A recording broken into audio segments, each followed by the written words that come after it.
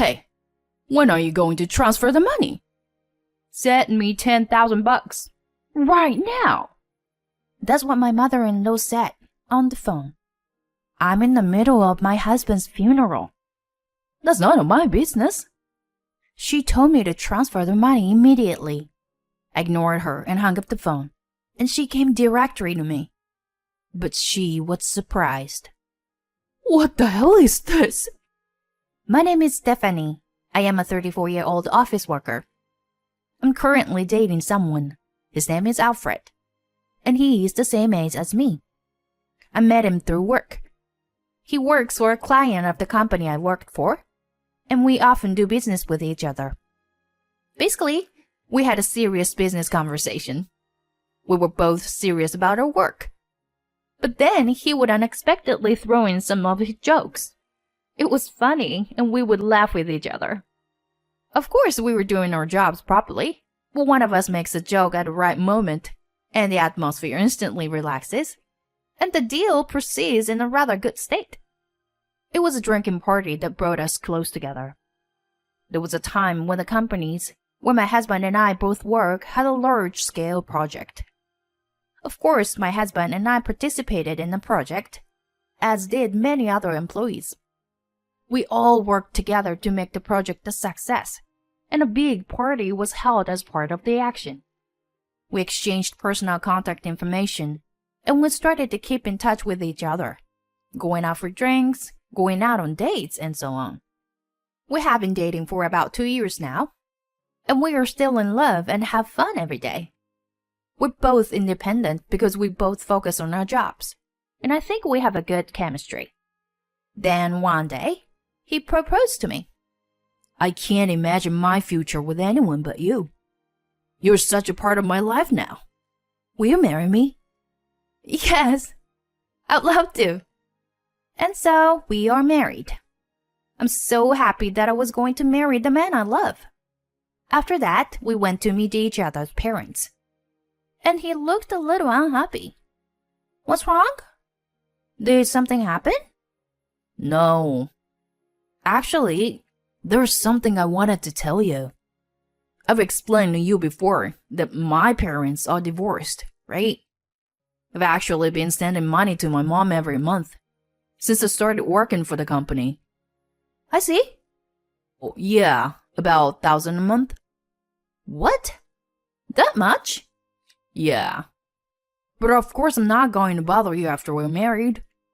Since we're going to live together as a couple, I thought I should let you know in advance. I see. He only briefly explained that his parents are divorced due to his mother's infidelity. His father took him in. Even so, he still saw his mother sometimes and kept in touch with her after he entered the workforce. His mother has asked him to send money to her because she is now single and has a hard time making ends meet. Even though his mother betrayed them, he stayed with her until he was in the 3rd grade of junior high school, and his mother used to cook and feed him every day, raising him with love and care. When I was playing softball, she always came to watch her team practice. She prepared orange juice for everyone and drove us to the games. My dad was too busy with work to spend time on those things, so I owe a lot to my mom. People might say that he's bad situation where he is being robbed, but still he was treated well by his mother in the past. He feels he owes his mother a debt of gratitude and wants to repay it. That's why he keeps sending money to her. Thank you for telling me in advance. I'll do what I can to help. Thank you, Stephanie. I was surprised by his story, but I still wanted to respect his wishes as much as I could. Fortunately, I also make a good amount of money. He says he won't bother me, but if it comes to it, I'm willing to pay for it. Then I went with him to his mother's house to tell her of our marriage. Alfred, it's been a long time. Hi, Mom. So, that's your fiancé. Nice to meet you. I'm Stephanie. Alfred's been very good to me. His mother was very nice. Alfred is finally getting married. I was worried because he never talked about it. Stephanie, thank you for marrying my son. Mom, Don't make it sound like you were taking pity on me. Oh, because when I was your age, you were already in the 9th grade. That's a pretty late marriage for me. His mother had Alfred when she was 19, according to the story. She's 53 now, so she looks very young. Well, she seemed to spend a lot of money on beauty, so she looks young. But after I met his mother, I went to see his father. His father was a very serious and sincere man, and I thought that Alfred was like his father. After meeting with each other's parents, we started making preparations for the wedding. However, when I sent the wedding invitation to his mother, it came back circled as absent. Why aren't you gonna be there, Mom? He asked immediately on the phone. Because that man is coming too, right? I can't go. By that man, I mean his father. Well, they're divorced because of her infidelity. So it's natural that he is difficult to meet. I thought it was a little suspicious because she refused to attend the meeting for both of our families. In the end, no matter how much he tried to convince her, his mother didn't want to come to the wedding. Then he and I got married. It was a very happy and joyful wedding with many people celebrating. His mother did not come to the wedding in the end, but we received a congratulatory message. Then Alfred and I started living together. We worked together and shared the housework, and I think we have a good balance in our lives. He was raised by his father since high school, so he himself was often in charge of cooking. So he can cook well and has a lot of dishes he can make. His cooking is very good, and I think he can cook some dishes better than me. And we had a good time on holidays, going on a trip or drive. My husband continued to send money to my mother-in-law even after our marriage. Basically, the monthly remittance was about $1,000. But apparently, my mother-in-law had recently injured her back and became unable to work. Therefore, my husband received a call from her asking him to increase the amount of money he sends home. He was worried about my mother-in-law, so he decided to increase the remittance. Therefore, he increased it from $1,000 to $1,500 a month. My husband works for a large company, and he has a high income. However, it must be quite difficult for him to send $1,500 a month to his mother. I decided to pay more for our living expenses. I worked hard, and my income was high, so it was no problem for me. But my mother-in-law got carried away and asked him to send more money. It's a very hard life. I'm not working right now. You know that, right? I have to go to the hospital too. Maybe so, but I can't afford to send more money either.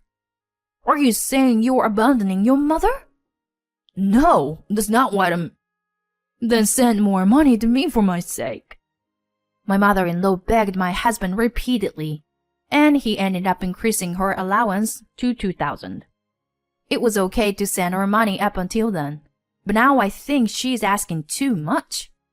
Well, he still owes his mother for raising him, and she said she had no one else to rely on, so my husband couldn't give up on my mother-in-law, although he was worried about it. So my husband worked hard at his job and got a promotion as a result. This has helped to raise her salary, and for the time being, life has not been so difficult. However, I thought that we would be able to afford it if we could reduce the amount of money we send home. So my husband and I went to my mother-in-law's house to ask her to reduce her allowance. Oh, Alfred and Stephanie, what's up? My mother-in-law greeted us with a smile. But when we went to talk to her about reducing her allowance, she immediately became grumpy. What? Why? Well, it turns out that $2,000 is a little too much, so... You don't care what happens to your mother? I knew you would take his side. I'm not taking his side or anything, you know. Then why don't you help me?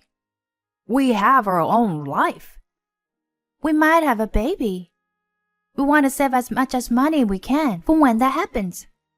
Instead of something that you're unsure of, Shouldn't you be helping people in need now instead? I'm in financial trouble. That's how my mother-in-law insisted. You said you have back pain. I think you can do at least some desk job. I already told you I can't work. So help me. That's how angry my mother-in-law is. My husband and I were both exhausted by the situation. Is there any way out of this? I decided to go to the bathroom for a change. It was then that I noticed that the door to the room next to the bathroom was slightly ajar. I glanced in, and there was something that surprised me. What is that? I glanced toward it. At least she didn't notice. I quietly went into the room and took pictures of what was inside. Then, I went to the bathroom and came back to the living room, pretending that nothing happened. In the end, our attempt to reduce her allowance failed, because my mother-in-law did not approve of it. After we returned home, I showed the picture to my husband. Could this be my mom's room? Actually, it was just open when I went to the bathroom, and I took photos of some things from there. Would you look at this one? And this one. What? Aren't these all brand name stuff? That's right. And they're all new releases. So you're saying my mom buys a lot of brand name stuff? I guess so. My husband was red-faced and angry. I was sending money to mom because she was having a hard time making ends meet. I guess that means she's spending all this money I was sending her. I can't forgive her. I won't send money to her anymore. It's only natural that he would say that. My husband was sending money to my mother-in-law to protect her livelihood, not to allow her to live extravagantly. I agreed with him. Soon after that, he stopped sending money to her. Then, as expected, my husband received 2 phone calls from my mother-in-law. Hey, I haven't received this month's payment yet. What's going on?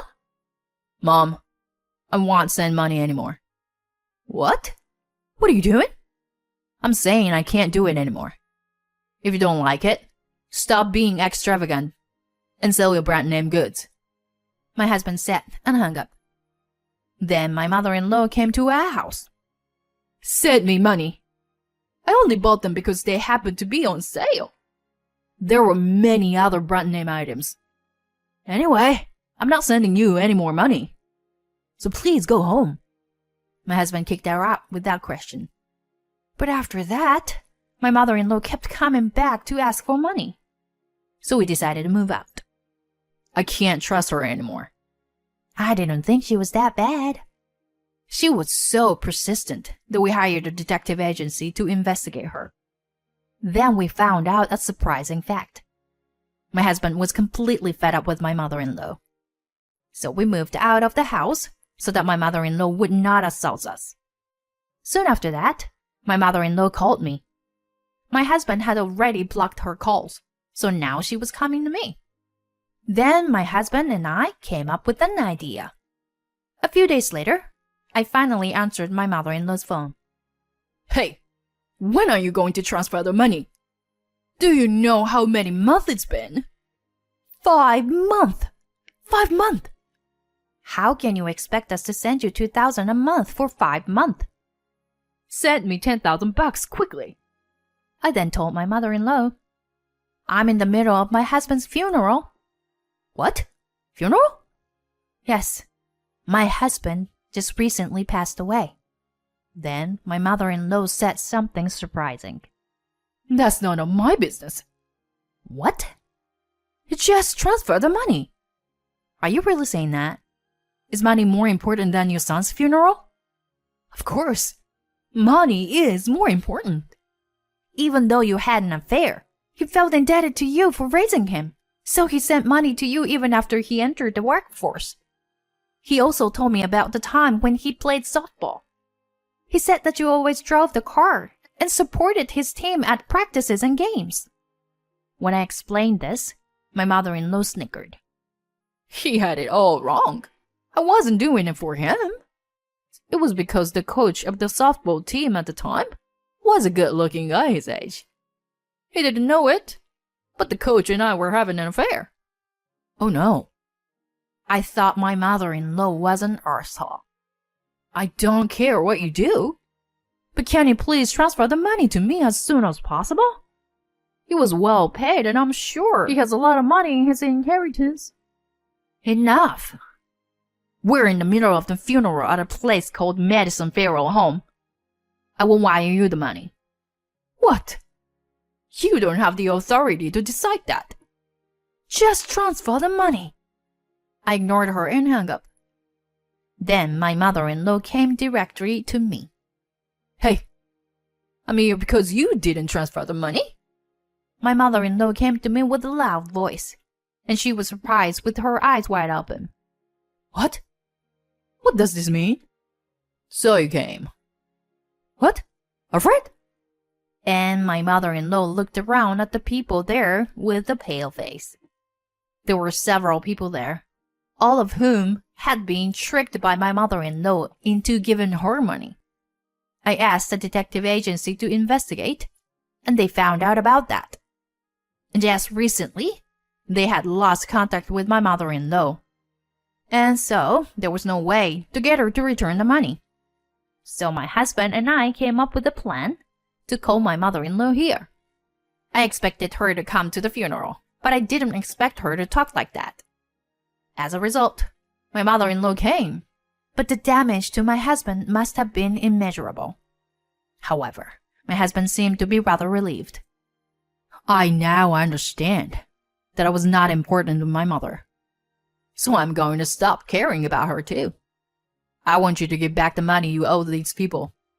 And the money you took from us. That's impossible. Okay? Then we'll have to go to the police. The police? Yes, because what you're doing is stealing. Now you're moving in with some young guy and paying for him. That's what we found out. We can talk to that guy if you want. Don't bother Edward. I feel sorry for you. You can either go to the police or you can give the money back. Just make a choice. My mother-in-law slumped down on the floor, her face pale. She finally gave up and chose to return the money. We all went to my mother-in-law's house to prevent her from running away and retrieved all the brand name goods. We immediately sold them and turned them into money. My mother-in-law first used the money to pay back the people to whom she owed money. But it was still not enough to cover the money that my husband had been sending her, so he contacted a certain person. It was my mother-in-law's brother. Her brother runs the family's auto body shop. We explained the situation to him and asked him to put my mother-in-law to work. He had always been very fond of my husband, and he always did whatever my husband asked. And this time, my mother-in-law had done something terrible. So he said that he is responsible for punishing his sister and forced her to come out and help him with the family business. My mother-in-law tried to escape many times and moved into her young boyfriend's house. When my husband and my mother-in-law's brother went to talk to the guy named Edward, he immediately threw my mother-in-law's belongings out of the house, saying that he didn't want such a troublesome old woman. To me, she was just like a matron who gave me money. My mother-in-law was shocked to hear that from the guy to whom she had paid a lot of money. So my mother-in-law's brother took her out and put her to work to make sure she couldn't run away from home. In exchange of giving my mother-in-law food and shelter, she made sure that all the money she earned went to my husband. Things are going well for now, but my husband and I will continue to keep a close eye on my mother-in-law because she might do something wrong in the future. I will continue to be close to my husband and spend happy days as a married couple.